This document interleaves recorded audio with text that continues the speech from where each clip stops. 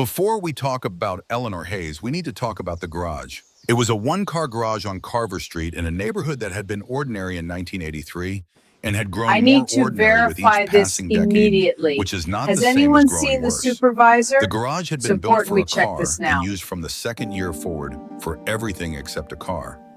Arthur Hayes had seen to that. Over 30 years, he had covered its walls with tools, the way other men cover walls with photographs or citations, or the evidence of a career. Each tool had its place and its reason and its history, because Arthur understood that a good tool is not hardware, but a relationship, and relationships deserve to be tended. There was a hand plane he had found at an estate sale in Knoxville in There 2019, you go, little 6 months one. before the Grow diagnosis strong. that he had driven 90 minutes each way to acquire and had paid $340 for, because, as he told Eleanor that evening, it had been made to outlast both of them. 18 months after he said that, Eleanor stood in the empty garage and looked at the hooks on the wall. The hooks were still there. The tools were not. The rings of slightly cleaner paint where each tool had hung for years were still visible the way an outline remains after a painting is removed from a wall. She had sold everything. The hand plane too. All of it had gone to pay for treatments that the insurance company had declined to consider and that the oncologist had described as offering meaningful possibility, which Eleanor had understood to mean not a promise, but a reason. It had not been enough. Arthur Hayes died on a Tuesday morning in February in the bedroom of the house they had shared for 40 years with Eleanor beside him. The morning light came through the window at the angle it always came through on winter mornings, low in particular, making ordinary things look considered. He had stopped being able to speak 3 days before the end, but his hand had been able to hold hers, and it did until it did not.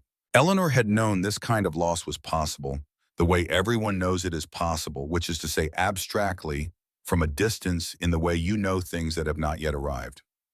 The arrival was different. It was not one thing but many things at once, the absence of the person and the absence of the version of yourself that existed in relation to that person, and the absence of the future you had understood to be coming. All of it present in the same moment as the silence in the bedroom and the particular angle of the February light. She gave herself 1 month to not function. She received the casseroles and answered the phone calls and deflected the questions about what she would do next with the honesty of someone who did not know and had decided not to pretend otherwise.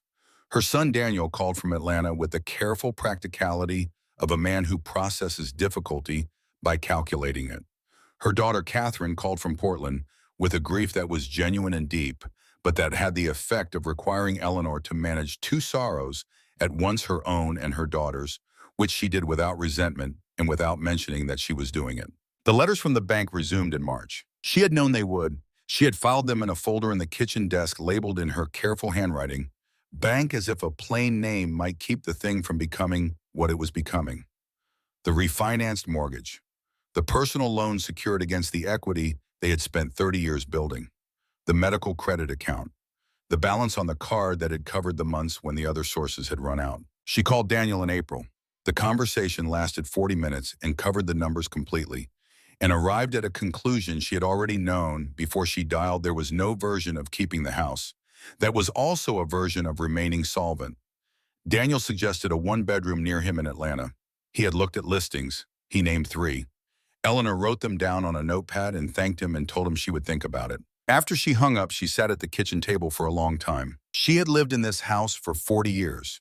She had cooked in the kitchen, where she was sitting, and argued in the living room and made up in the hallway, and raised 2 children and watched Arthur build things in every room and on the porch and in the garage, until the garage became the place where his work lived and the rest of the house was the place where their life lived, and the distinction felt from inside it like abundance rather than division. Arthur had fixed the front porch in the first year.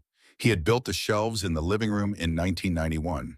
He had made Eleanor a cabinet for the bedroom in 1997 for her 40th birthday, with drawers that slid without effort, and she had used it every day since and thought about the drawers every time she opened them, without knowing she was thinking about them the way you think about craftsmanship when it becomes the background of your life. She looked at the notepad with the 3 addresses Daniel had given her. She did not throw it away.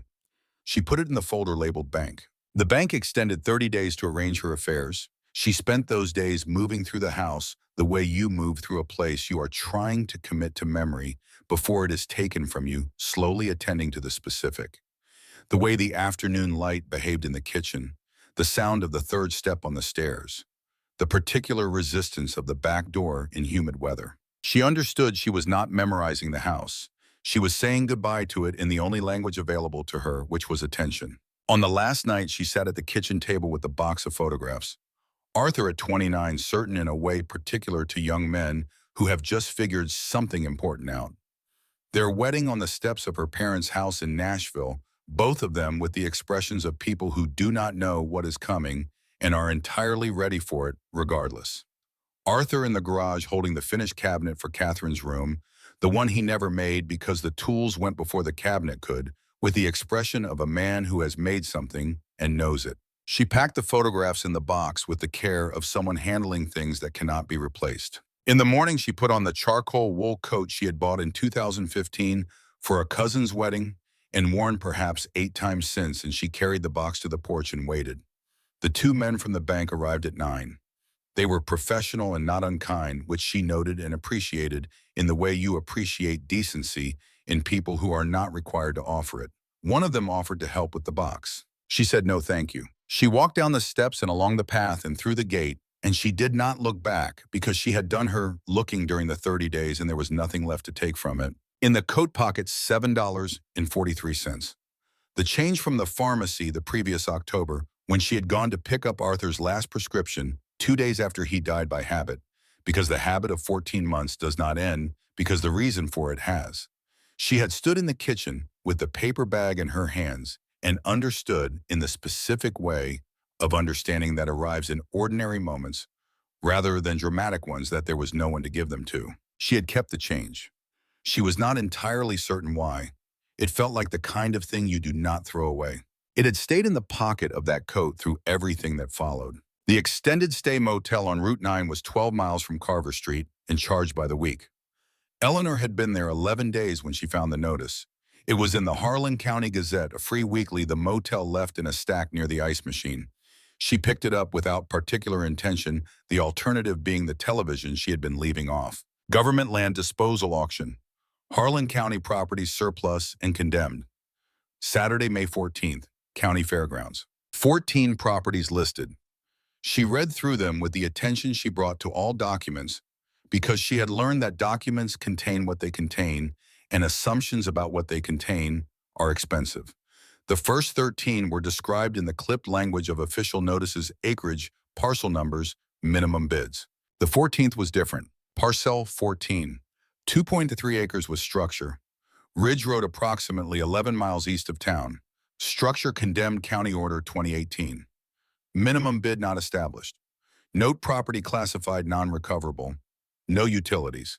Access road unpaved and seasonal. She read that paragraph 3 times. Non-recoverable.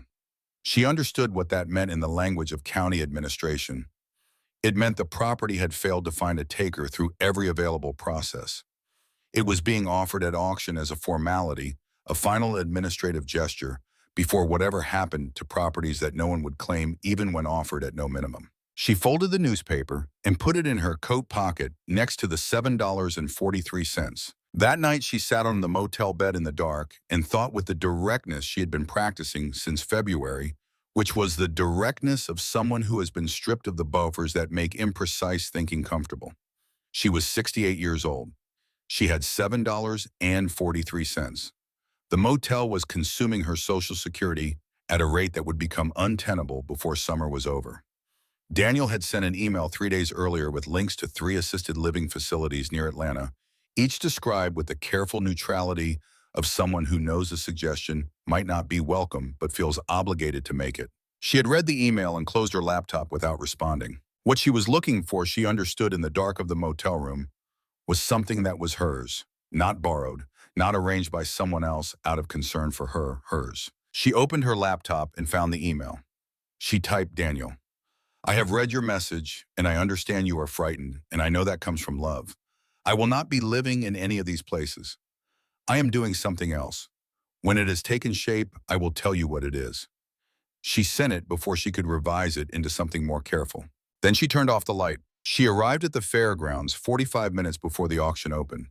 The main building held perhaps 60 people, a mixture of farmers and investors and regulars, who attended these events as a kind of professional sport and had opinions delivered freely about everything. She registered at the front table, received bidder number 31, and found a seat near the back. The man who settled into the chair beside her was large and weathered and introduced himself without waiting to be asked. Walter Briggs. He had a farm 12 miles east, he said, and he came to these things regularly, and he proceeded without any evident awareness that he had not been invited to do so, to give her his assessment of each property as it came up, which ones had drainage problems, which ones had title complications. He had heard about from people who knew which prices he considered reasonable and which he considered the work of optimism unchecked by evidence. Eleanor listened and thanked him without indicating what she intended to do with any of it. The first 13 properties moved in 40 minutes. She watched the room and learned its rhythms. Curtis Webb, the auctioneer, was a compact man who had been moving through the list with professional efficiency, and when he reached the final item, he looked down at his clipboard and then up at the room with the expression of a man who is required to present something he already knows the outcome of. Parcel 14, he said, 2.3 acres on Ridge Road, approximately 11 miles east. Structure on the property cabin, approximately 800 square feet, condemned by county order in 2018. He paused. Property is classified non-recoverable. No minimum bid established. The room produced a silence that was not quite silence. Eleanor heard someone in the cluster of regular attendees say something to the person beside him, and the person beside him smiled. Walter Briggs next to her shook his head slowly. "Any bids?" Curtis Webb said to the quiet room. Eleanor raised her bidder card. The room turned. "What's the bid?" Webb asked. $7, Eleanor said. The room did not laugh. It produced something more distributed than laughter, something that moved through posture and controlled expression and the particular sound of people exhaling carefully. Walter Briggs had gone entirely still beside her. $7, Webb repeated and wrote it down with the professional neutrality of someone who has witnessed everything and remained standing. Any other bids? The room was quiet. $7 going once, going twice. A pause. Sold to bidder 31. Eleanor walked to the front table and counted out the $5 bill and the 2 singles from her coat pocket. 43 cents remained. She signed the transfer paperwork and received in return a copy of the deed, a hand-drawn map, and a key on an iron ring, dark with age, the kind of key that belonged to a door that had been locked for a long time. As she walked out of the building, Walter Briggs caught up with her at the door. He said quietly, "You just bought the one piece of land in Harlan County that nobody can explain. I drove past Ridge Road once. There's nothing up there but a ruin and some timber." "You know something I don't." Eleanor looked at him. "Not yet," she said, "but I'm about to find out." She drove out to Ridge Road that afternoon following the hand-drawn map. The asphalt ended, the gravel thinned. 2 tire tracks in the grass led up a hillside to a rusted gate, and she left the car there and walked the last quarter mile. She had prepared herself. She had not been realistic enough. The cabin had been at some point a structure built with care and intention. She could see the bones of it in the way the logs had been fitted and the corners joined. The foundation was stone and had held for what she estimated was well over 100 years. But the roof had failed in 2 sections, leaving the kitchen and main bedroom open to the sky. The porch had separated entirely from the front of the structure and lay at an angle in the overgrowth. The single intact window was covered in years of grime. The door required her full weight to open. Inside, worse. The floor had given way in 3 places. The walls stood but carried the water staining of years of unaddressed leaks. The smell was ancient in a way that suggested the space had been developing its own internal weather for a long time. Eleanor stood in the middle of the main room and looked up through the collapsed roof at the late afternoon sky. She was 68 years old. She was standing in the ruin of a condemned structure 11 miles from the nearest town with 43 cents in her pocket and no plan and no tools and no materials and a box of photographs she had carried in from the car and set on the most solid section of remaining floor. She stood there for a long time. Then she found the photograph of Arthur in the garage holding the finished piece with the expression she had come back to so many times in the past months, and she held it in both hands in the fading light. When she finally looked up from the photograph, she noticed what she had missed in her first survey of the room.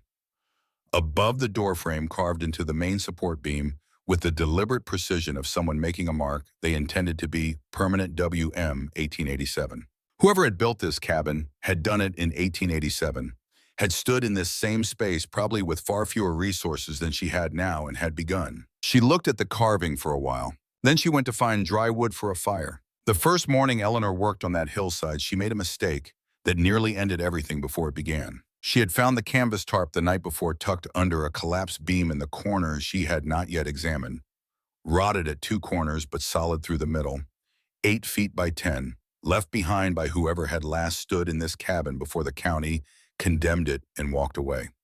She had unfolded it in the dark and run her hands across it the way you check a thing you are about to trust with something important, and she had decided it would hold. Getting it onto the roof was a different problem entirely. She did not have a ladder. What she had was the collapsed porch which had fallen away from the front of the structure, but had done so in a way that left one end of its frame propped at an angle against the cabin wall roughly 8 feet off the ground. Not a ladder, but something a person could use if that person had run out of better options. Eleanor was 68 years old, and she had not climbed anything in years, and her body registered its opinion of this plan immediately and in considerable detail. She ignored it.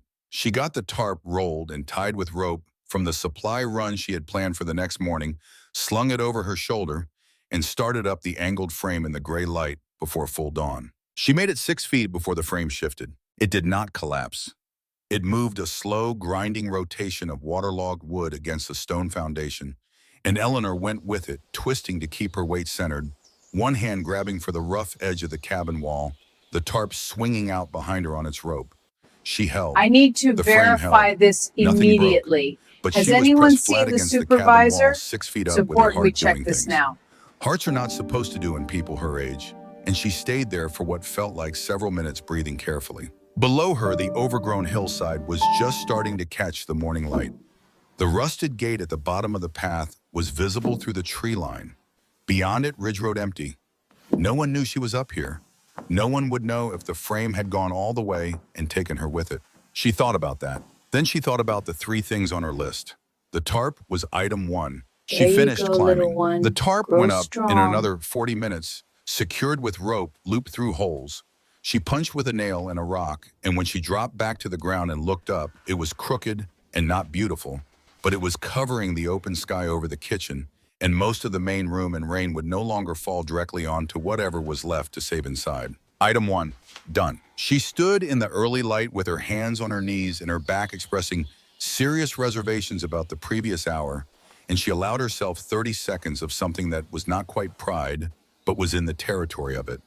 Then she made a fire-heated water she had brought from the motel, drank it with instant coffee, and began planning the drive into town. The hardware store in Harland opened at 7. Eleanor was there when they unlocked the door. She spent $340 from her April Social Security deposit on a tarpaulin, rated for 3 seasons, a folding handsaw, a hammer, a box of mixed nails, 2 coils of rope, a pry bar, 2 5-gallon water jugs, a hand pump for the creek she had heard but not yet confirmed the night before, a week of canned food, a box of matches, and a sleeping pad that the young man behind the counter told her was rated for temperatures down to 20 degrees. She did not tell him what she was using it for. He did not ask. When she got back to the property and hiked up to the cabin with the first load, she stopped at the top of the path and stood for a moment looking at the tarp she had put up in the dark.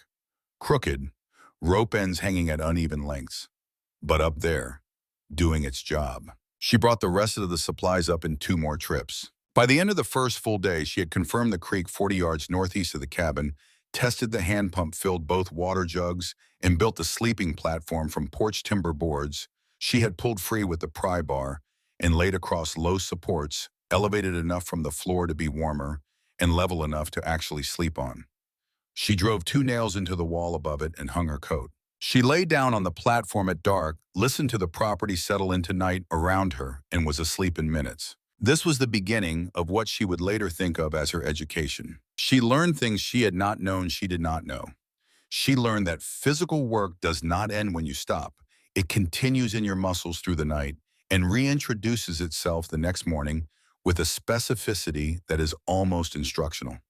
She learned which kinds of tired are progress and which kinds are warnings, and she learned to tell them apart, not by thinking about it, but by listening to what her body actually said, as opposed to what her impatience wanted her to hear. She learned that estimating how long something will take is a skill entirely separate from doing the thing itself, and that she was not good at it yet. On the 8th day, she heard the truck. She was on the east side of the cabin, pulling rotted board ends from the base of the wall, where water damage had worked its way deepest when she heard the engine on the road below. Not passing through, stopping. Then the sound of a door and footsteps coming up the path with the deliberate rhythm of someone who had decided to come up before they arrived not well. She stayed where she was and waited. The man who appeared around the corner of the cabin was perhaps 45, solidly built, wearing work clothes that had been worn on actual work sites. The door of the truck she could now partially see through the tree line read Holt Construction in blue letters. He introduced himself without waiting to be invited. Rick Holt, 20 years in the county. He had heard someone bought the parcel. Eleanor told him her name and did not offer anything else. He looked at the cabin with the practiced eye of someone who had seen a lot of structures in various stages of failing, and she watched him run the calculation and arrive at a number. He said he could put together a quote. She told him she was managing fine. He looked at the tarp on the roof and said that kind of work was really a two-person job. She told him she had already handled it. The way he looked at the tarp after she said that she understood he was revising something. He pulled a business card from his front pocket and set it on the window ledge and told her to call when she changed her mind. Then he went back down the path. 3 days later, he came back. This time he had paperwork. He set it on the same window edge with the practiced motion of a man who had learned that laying a document flat on a surface gives it a weight that holding it in your hand does not. The property was condemned under County Order 2018. Construction work without proper permitting on a condemned structure carried a fine schedule he laid out for her. He said, just making sure she understood the regulatory situation. Eleanor picked up the papers and read them. She read them slowly and completely, the way she had read every document that had arrived in her life over the past year, because she had learned that documents contain what they contain, and assumptions about what they contain are expensive. She read them twice. Then she looked at Rick Holt. She told him that she understood he had contacted the county regarding her property. She said it as a statement, not a question, because it was a statement. He said he was acting in accordance with the regulations and that he was trying to help her understand her exposure. She said that he was trying to convince her to abandon the project so that he could either take the construction contract or acquire the land, and that she was not certain which of those two things he wanted more, but that she was certain neither of them was a reason she needed to change what she was doing. Rick Holt looked at her for a long moment. He said she could not do this alone. Eleanor told him he had said what he came to say, that she had heard it, and that he was welcome to go now. He went. That evening, she drove to the county office in town with the documents folded in her coat pocket.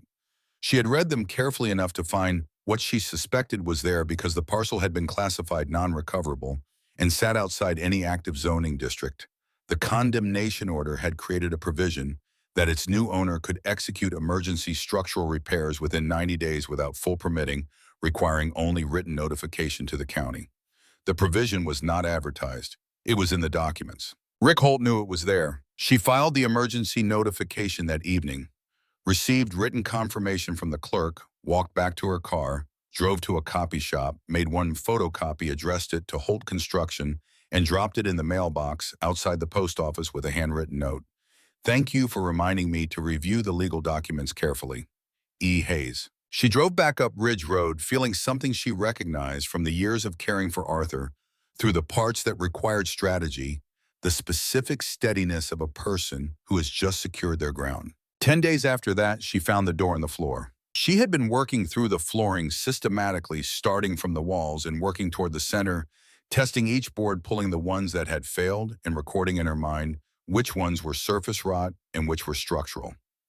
It was slow work, the kind of work where the progress on any given day was not visible in any way that would mean anything to someone watching from the outside, but where each day produced a clearer understanding of what she was dealing with. She was working near the kitchen wall on the boards she had laid temporarily over the gap, clearing the debris that had accumulated beneath them when she realized the floor had a floor. What she had taken for the bottom of the structure was not the bottom. Under the debris, under the settled grime of years, was a hatch, iron hardware, old and dark, set flush into heavy planking. A ring handle, also iron, also flush when not in use. And around the perimeter, barely visible beneath the grime, a seal, something designed to keep what was inside separated from what was outside. Eleanor sat back on her heels and looked at it.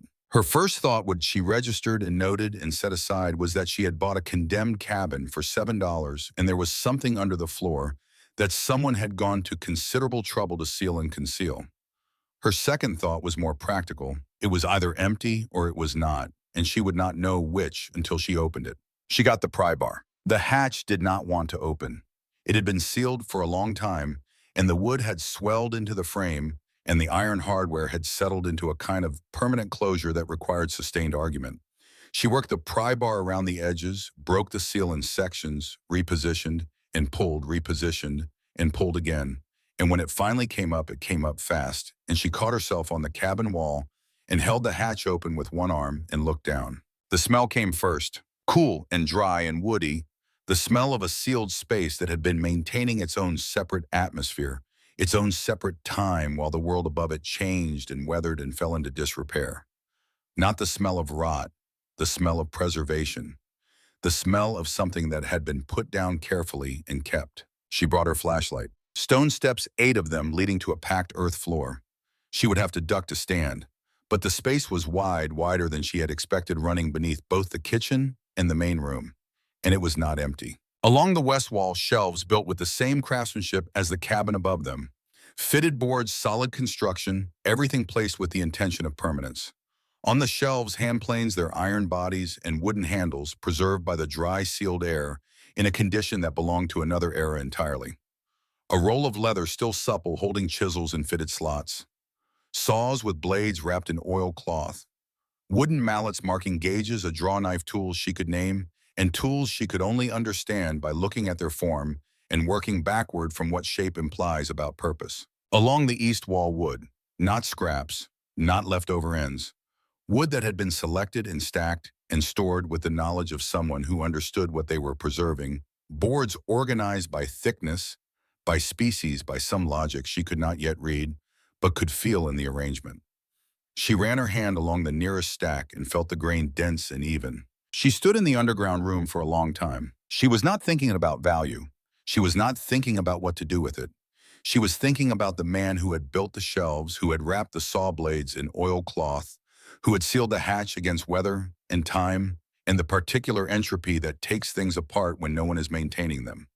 Whoever he was, he had done this work expecting to come back for it. He had put these things down in the right conditions with the intention of picking them up again. He had not come back. She climbed out slowly and sat on the floor above the open hatch and looked at the rectangle of cool dark below. In the back of her mind, something had been accumulating since she first saw the carving above the door. WM 1887, not just a date, a signature. Someone saying, I was here, I built this, this is mine. The same someone who had gone down those 8 stone steps and arranged those tools on those shelves with the patience of a person who believed in the future. She went to the small wooden box she had noticed on the lowest shelf during her first look around, the one she had not opened. She brought it up into the light. Inside, 3 photographs, small and black and white, their edges soft with age. A leather journal, thin, the cover worn smooth. A letter folded, addressed in handwriting she could not read, but could recognize as the handwriting of someone who had learned to write when writing was considered a skill worth learning. She did not open the journal. She did not unfold the letter. She set them on the table she had improvised from a board across 2 sawhorses, and she looked at them the way you look at things that belong to someone else's life. Then she went back down the stone steps. She took the smallest plane from the shelf.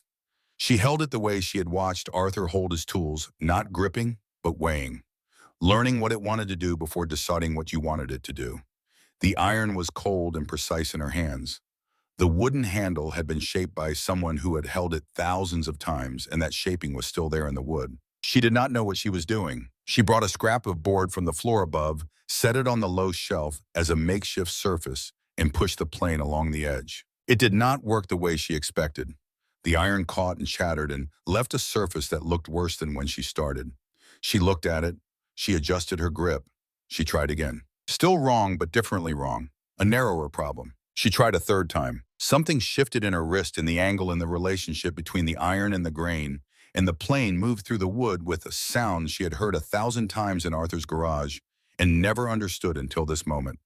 Not a scraping, a slicing, clean, continuous. She stopped and looked at the surface she had just made. It was small, it was not perfect, but it was smooth in a way that had not been smooth before, and she had made it smooth with her own hands using a tool that was more than a century old. She stood in the underground room under a hillside in Harlan County with 1 smooth inch of cherry wood and understood something about what Arthur had been doing all those years in a way she had not understood it while he was alive to show her. She stayed down there until the light through the hatch above her had shifted from afternoon to early evening, working that single plank from one end to the other, learning the grain by what it told her hands when she went with it and what it told her when she went against it. When she finally climbed back up, her back was registering a full day's grievances, and her hands were marked with the fine dust of old wood, and her mind was quieter than it had been in months. She heated water for the instant coffee. She sat by the fire. And then she remembered the box. She had left it on the table when she went back down for the plane. She picked it up now and opened it again, and this time she took out one of the photographs. A man in his 50s standing in front of this cabin, this exact cabin recognizable in the angle of the door and the set of the porch, but young, solid, newly built. He was holding a hand plane, not the one she had just been using, but the same type, the same shape, the same way of being, held handleback iron forward like something between a tool and an argument. He was not looking at the camera.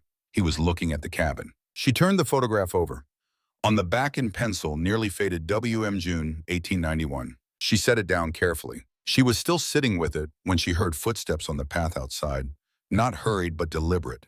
Someone who knew where they were going. She opened the cabin door. The woman standing there was perhaps 75, white-haired, with the posture of someone who had spent a lifetime not making herself smaller for anyone.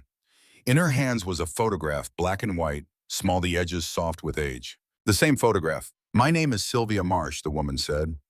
"My father built this cabin in 1887. His name was William Marsh." She looked at Eleanor steadily. "I believe you have something that belongs to his story, and I would very much like to know what you intend to do with it." Sylvia Marsh did not come inside immediately. She stood at the threshold the way people stand when they are not sure they have the right, and Eleanor understood that the hesitation was not weakness, but something more considered than that. The woman had driven here, probably from a considerable distance, carrying a photograph that matched one Eleanor had found in a sealed box under a floor that had not been opened in more than 100 years. That kind of journey deserves a moment at the door. Eleanor stepped back and held it open. They sat across from each other at the improvised table, the board across, sawhorses, the box between them, the 3 photographs laid out flat in the evening light coming through the single clean window. Sylvia had brought her own photograph and placed it beside Eleanor's, and they were the same image from 2 different prints, or possibly the same print copied at some point in the previous century by someone who understood that certain things should have more than one copy. William Marsh, standing in front of his cabin, holding his plane, not looking at the camera. Sylvia explained what she knew, which was not everything, and what she did not know, which was more. Her father had built the cabin as a young man, had worked this land I through his need to 30s and into his verify 40s. this He had been a immediately. furniture Has maker by anyone seen training the and a farmer supervisor? by necessity, Support, we the way check many this men now. of that era were both things at once, without contradiction.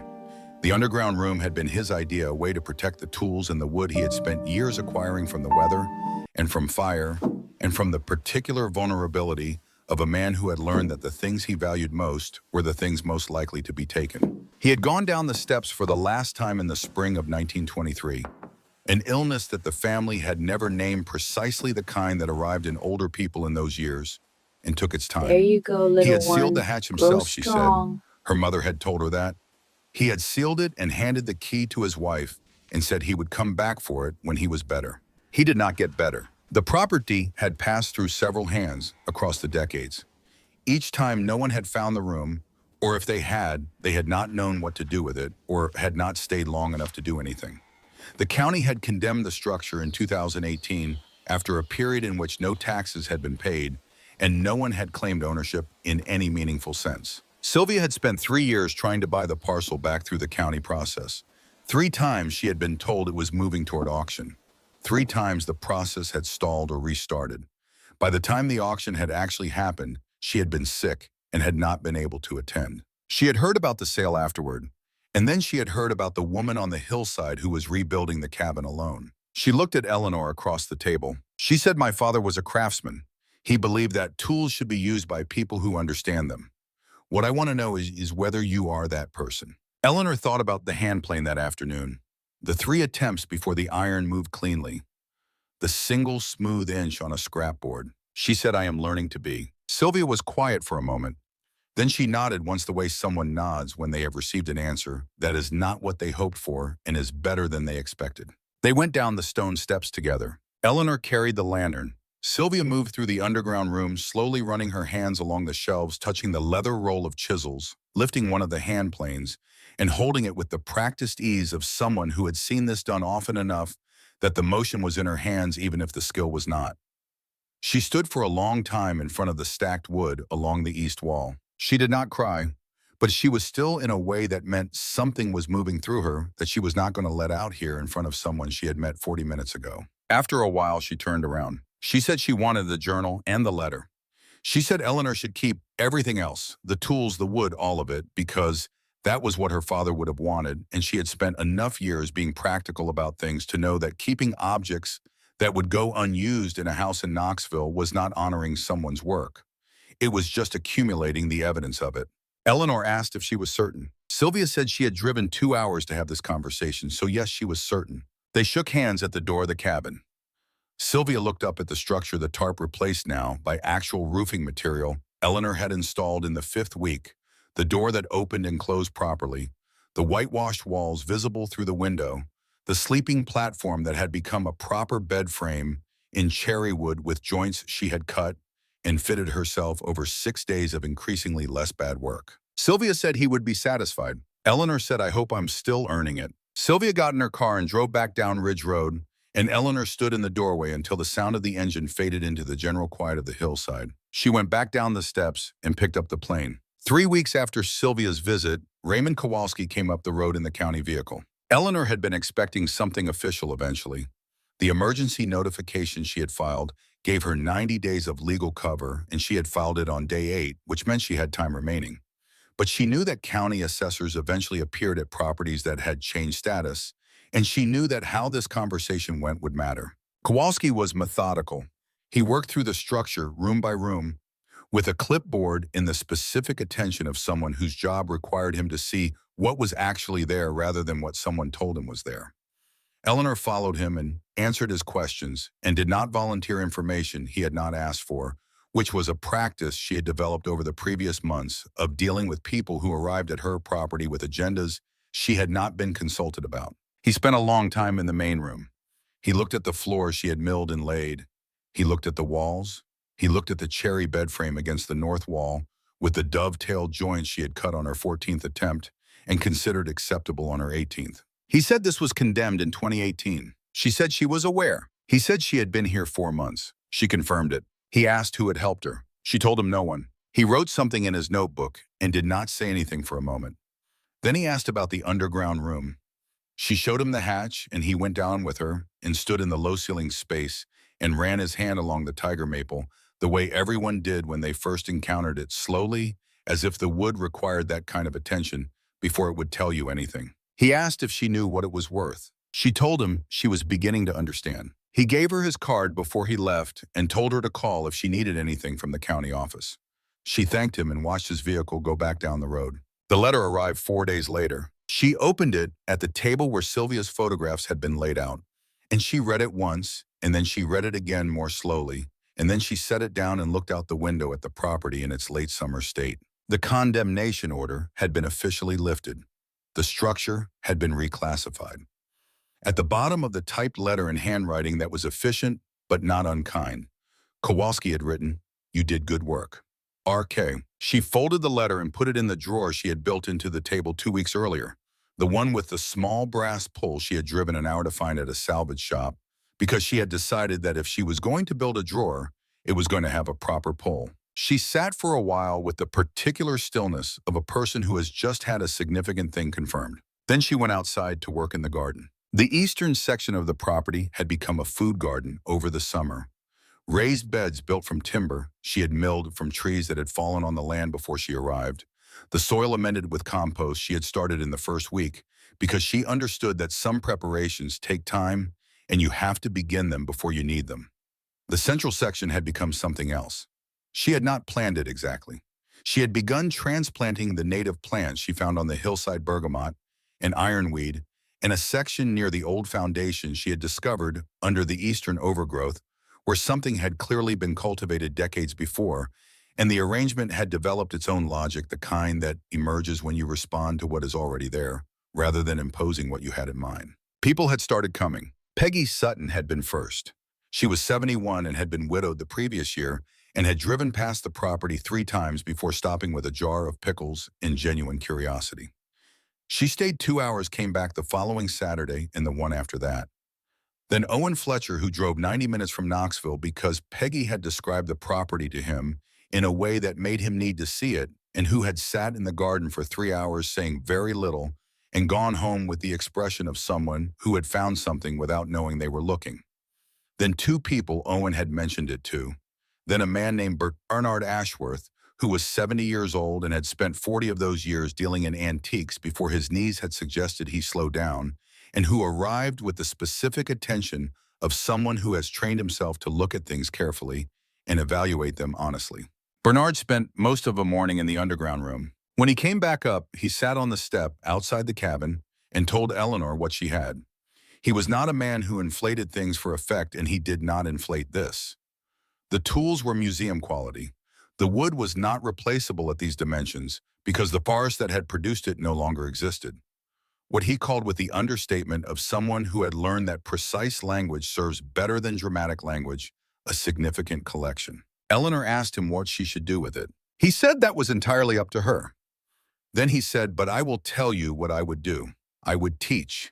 He picked up the small walnut box she had left on the step, the one with the fitted joints she had cut on her 3rd attempt. He opened it. He closed it. He ran his thumb along the corners. He asked who had made it. She told him. He asked when. She told him. He set it down on the step carefully with the consideration you give something that has earned consideration. He said, "Then you have something real to teach." October came in across the Tennessee hills with the particular quality of light that belongs to that month, lower and more amber than the summer had been, making the property look different in the mornings, older and more settled, as if the season itself was confirming something. Eleanor was in the garden on a Thursday morning, doing the last planting of the year alongside Peggy, who had taken to appearing on Thursday mornings with such regularity that Eleanor had stopped being surprised by it and started being glad. She saw the silver sedan before she recognized the man. The car came up the dirt road and stopped at the bottom of the property, the way it had stopped in front of the house on Carver Street 14 months earlier. Eleanor's hands went still in the soil. She did not stand up immediately. She noticed what was happening in her chest and observed it with the careful attention of someone taking inventory rather than someone being overtaken. It was not fear. She had been afraid of things this year, the first night, the moment on the angled porch frame, the day she had found the floor rotted through in a 3rd place, and sat for an hour with the arithmetic of what remained and what she needed. But what she felt looking at the silver sedan was something else. Clarity, maybe. The specific alertness of someone who knows what is coming and has already decided how to meet it. She handed Peggy the trowel and said she would be back in a few minutes. Harold Sinclair had aged, or the months had rearranged themselves on his face in a way that made him look like someone who had been doing something difficult.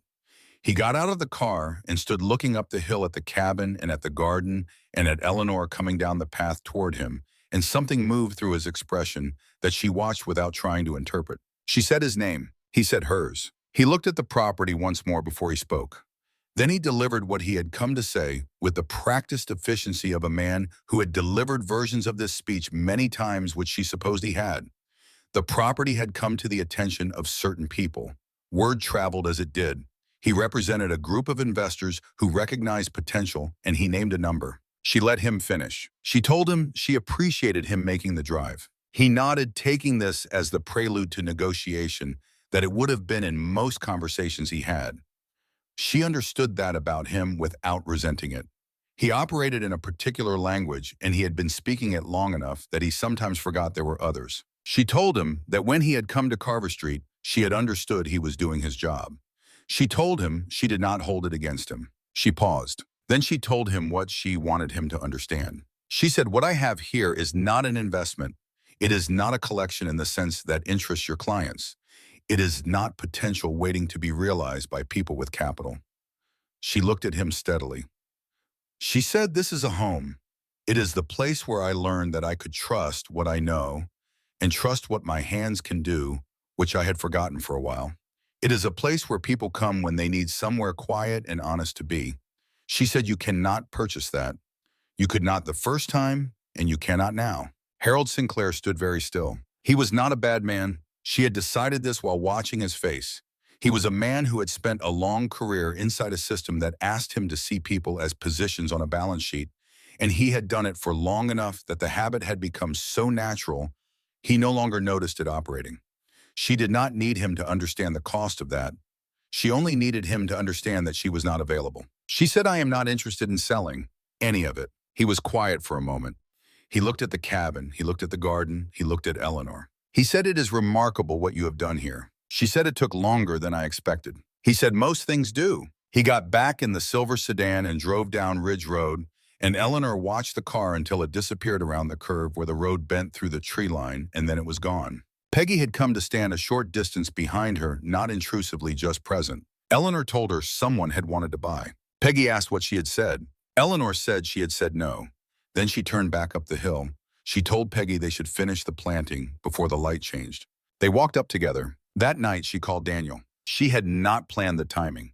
She had been sitting by the fire after Peggy left, and the property was quiet in the particular way it got quiet on October evenings, when the insects had mostly stopped, and the wind came down from the North Ridge with a different quality than it had in summer. And she picked up the phone. He answered on the second ring. She heard the carefulness in his voice immediately, the way he said her name when he saw her number, as if he were preparing for a range of possibilities. She told him she was fine. She told him she wanted to tell him about the property. And she did. Not all of it. Some of it was still forming, still too new to hand to anyone else. But she told him about the cabin and the underground room and what she had found there. She told him about the ham plane and the walnut box and the cherry bed frame. She told him about Sylvia Marsh and her father's photograph. She told him about Bernard and what Bernard had said about teaching. She told him about the letter Arthur had left in the wedding photograph. Daniel was quiet for a long time. Then he said he was sorry about the email, the one with the assisted living facilities. She told him she knew he had been frightened. She told him that was a reasonable thing to have been. He said he was still frightened sometimes. She said that was also reasonable. She said, "But you do not need to be frightened the way you were then. Not anymore." He asked if he could come and see it. She told him spring, when the garden was in and the light was right. He asked if she would teach him woodworking. She told him she was still learning herself. He said, "Then we learn together." She said yes, together, in the spring. She sat with the phone after they hung up in the quiet of the cabin on the hillside, with the fire making the sounds fires make when they are burning well. And she let herself feel what she felt without trying to name it or contain it or make it into something more organized than it was. It was complicated.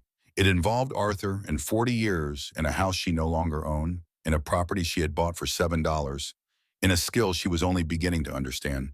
And it involved Daniel's voice on the phone saying, "We learn together," with the particular quality of someone saying something they mean. She picked up the phone again. Catherine answered on the fourth ring, and there was a wariness in her voice that Eleanor recognized, not toward her mother specifically, but toward the general category of things that might require her to feel something she was not ready to feel. Catherine had been managing her grief privately and at a distance, and Eleanor had let her because she understood that about her daughter the way she understood most things about her children, by having paid attention for a long time. She told Catherine she had something to send her. Not by mail, something she was making. It would take a few more months. Catherine asked what it was. Eleanor told her a cabinet, the kind with drawers that slide smoothly. There was a silence on the line. Catherine said Dad was going to make me one of those. Eleanor said, "I know." Another silence. Longer. The kind of silence that is not empty. Catherine said, "How did you learn to do that?" Eleanor said, "I started with things I didn't know how to do, and I kept going until I knew." She heard Catherine breathing. Then Catherine said quietly, "I'd like to come see it, the property, when it's done." Eleanor told her the spring. Come in the spring and she would show her everything. When she put the phone down the second time, the fire had settled lower, and the cabin was warm, and outside the night was clear enough that she could see stars through the window. She had cleaned 3 weeks after she arrived and had kept clean since. In the morning, the first students arrived. I need She to had not verify advertised this the woodworking sessions. immediately. Has Bernard anyone had seen the mentioned it to Owen, supervisor? who had mentioned it to Support, we Peggy, check who this had now. told 3 people. and those people had told others, and Eleanor had begun receiving phone calls from people who wanted to learn. She had set a time Saturday mornings, the underground room, 4 people at a session, $40 each. Kyle came first. 42-years-old electrician who had damaged his right hand in a fall 2 years earlier and had spent 18 months learning to use it again and was not fully certain he trusted it yet.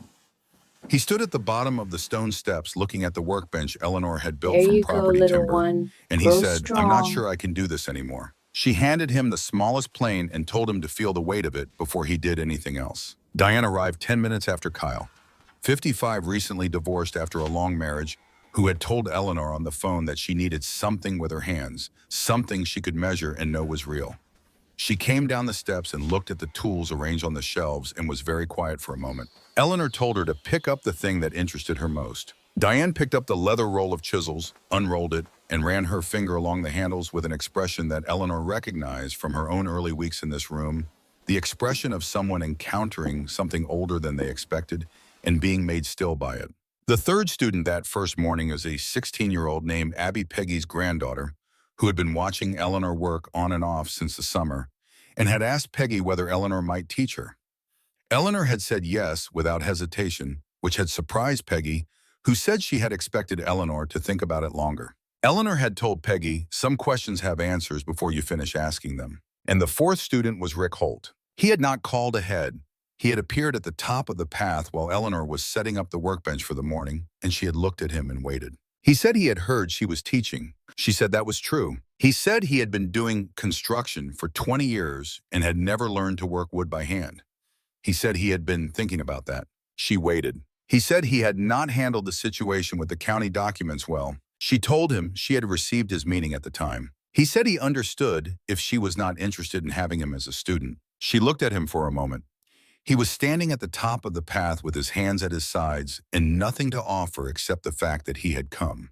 There was something in that she recognized, though she could not have explained exactly what. She told him $40 Saturday mornings, be there at 8. He nodded and said he would be. He was. November came, and with it, the cold that Frank Delaney had warned her about, and Eleanor found that she had listened to that warning and prepared for it, and the preparation was sufficient. The cabin held heat well through the winter. The food stores lasted. The road to town was passable except for 1 week in January when it was not, and during that week she worked in the underground room by lantern light, and the work kept her warm, and the time passed in the way time passes when you are doing something that requires your full attention. Daniel came in March when the first green was returning to the hillside and the garden beds were ready to be worked. He drove up from Atlanta on a Friday evening and stood at the door of the cabin with an expression she had not seen on his face since he was a boy, trying to understand something he had not encountered before. She showed him everything, the room above and the room below, the bed frame and the walnut mantel and the cabinet. She was nearly finished with the one with the drawers that slid smoothly, which she had not told him about because she had wanted him to see it. He stood in front of the cabinet for a long time. He said, "You made this." She said, "I made this." He asked how many attempts it had taken. She told him the truth, which was a higher number than she would have admitted 6 months earlier, but which no longer embarrassed her because she understood that the number of attempts was not a measure of failure, but a measure of how much the work had required. He said Dad would have been proud of you. She told him his father had known she could do it before she did. On Saturday morning, she brought Daniel down the stone steps and put a plane in his hands and showed him how to stand and where to place his weight and what to pay attention to in the grain before he started. He was clumsy at first, as she had been, as everyone was. She did not tell him it would get easier. She told him to pay attention to what the wood was telling him. He made his first clean pass on his 4th try. He looked up at her. She said, "That's it? That's the feeling. Remember it." He spent the rest of the morning working a single board, going over it again and again, learning the feel and repetition, the way you learn anything that lives in your hands. Eleanor worked at the adjacent bench, finishing the last drawer runner on the cabinet, fitting it until it moved exactly as she wanted it to move. The afternoon light came through the hatch opening above them at an angle that lay across the workbench, and the tools and the patient wood and the underground room smelled of sawdust and lantern oil, and the particular clean, dry smell it had always had, the smell of things kept properly. Eleanor fit the last drawer into its runner and slid it open and slid it closed. It moved without catching. Smooth and exact, the sound of wood fitted well against wood, the sound of something made correctly. She stood with her hand on the drawer pull for a moment. Arthur had said in the garage that day that he had intended to make Catherine a cabinet with drawers that slid smoothly. He had said it once and they had not discussed it again. But she had carried it the way she carried most things not talked about, not forgotten present. She looked at her hands on the cabinet she had made. They were different hands than the ones that had walked away from Carver Street in October. The skin was rougher. The movements were more considered. They knew things now that they had not known then, and they had learned it the way hands learn by doing and failing and doing again, until the failing became less and the doing became more. She reached into her coat pocket. The letter was there as it always was. She did not take it out. She did not need to read it. She knew every word. Trust what you know. Trust your hands. She had learned over these months that the trust Arthur had described was not a feeling that arrived and stayed. It was a practice. It was the decision made repeatedly to continue, to cut the fourth time after the third time failed, to come back down the steps after an evening of believing the distance was uncrossable, to plant in October for a harvest you could not yet see. She had made that decision enough times now that it had become something she did not have to consciously make.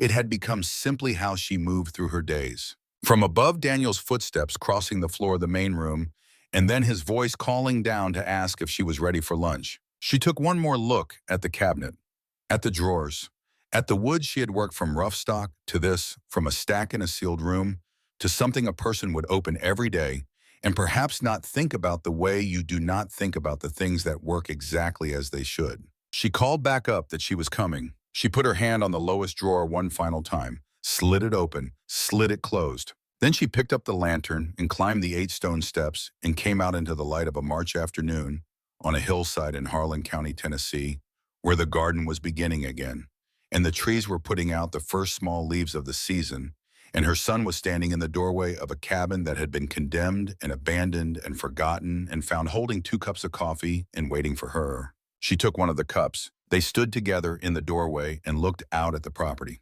She had bought it for $7.43 in whatever she knew how to do, and she had spent 8 months finding out that what she knew how to do was more than she had believed when she started and would continue to be more as long as she kept going. Arthur had known that.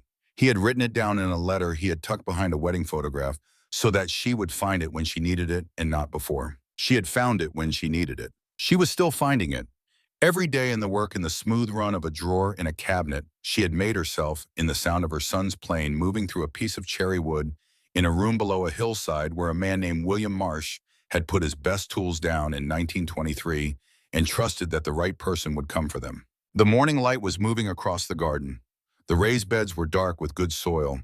In a few weeks, the seeds she had started inside would go out and the season would begin again.